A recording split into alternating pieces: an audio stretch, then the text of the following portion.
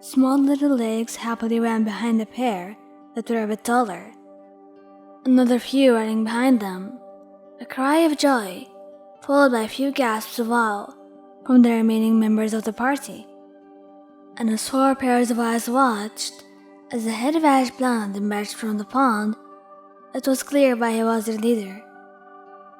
"And we can all swim here all summer," a much younger Bakugou cried, throwing his arms up and splashing water all around. "The trees keep people away, and the water is really nice too. It's like a secret place."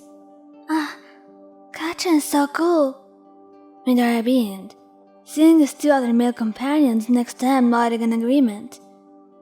"Bakugou is the best. Leave it to Bakugou to find such a cool hangout."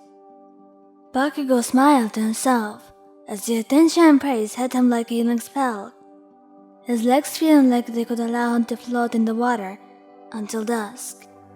But one voice was missing from the chatter, the one voice belonging to the person he had been trying to impress. "What do you think, Wei-chan?" The wood voice spoke towards you. You nodded to him slowly, holding your stuffed rabbit in front of your mouth, the worn-out ears hanging at its side. Bakugou waited patiently for her to speak again, but instead, the little girl moved towards the little area of flowers. He felt his chest full, a slight pain having bubbled in. Did she not like the pond? Did she think this place was stupid? What if she didn't want to be his friend anymore because of this place? "Look out!" one of his friends cried, jumping into the water next to him. Several more splashes sounded, and soon, Bakugou was among the other 2 boys in the pool. Deku was sitting at the edge, his feet dangling in, not wanting to get his clothes wet like the other boys. He was worried his mother would get mad if he comes home soaking wet. Bakugou happily played splash war with his friends for a while, and when they both had given up and forfeited to him, the sounds of Izuku excitedly congratulating him, he was ready to climb out and dry off. The summer sun was still high in the sky, his parents not expecting him back for a while, and since the other boys seemed occupied, his mind wandered back to Wan and where she had gone and what she was doing.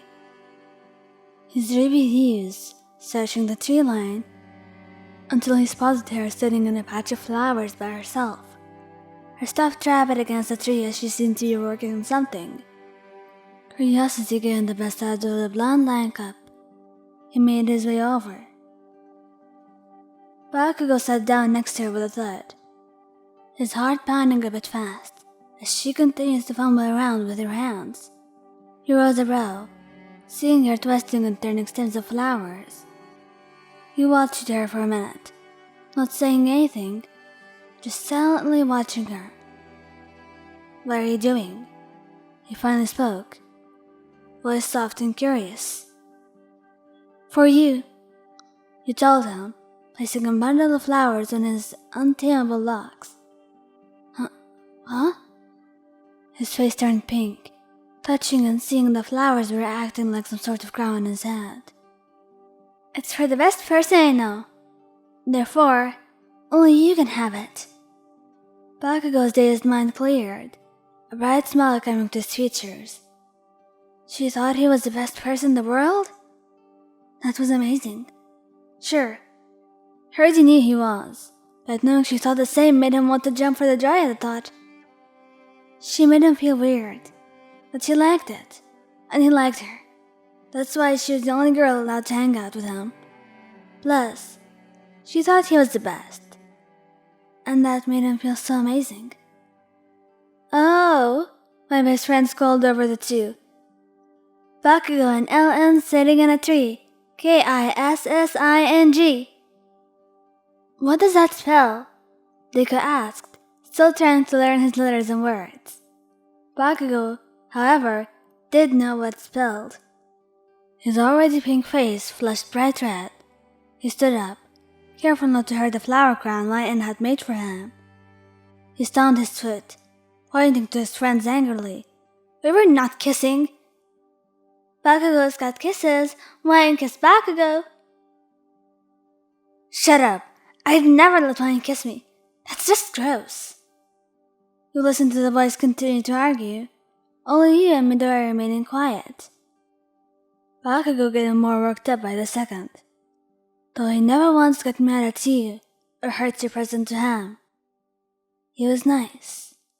And that's why you loved him.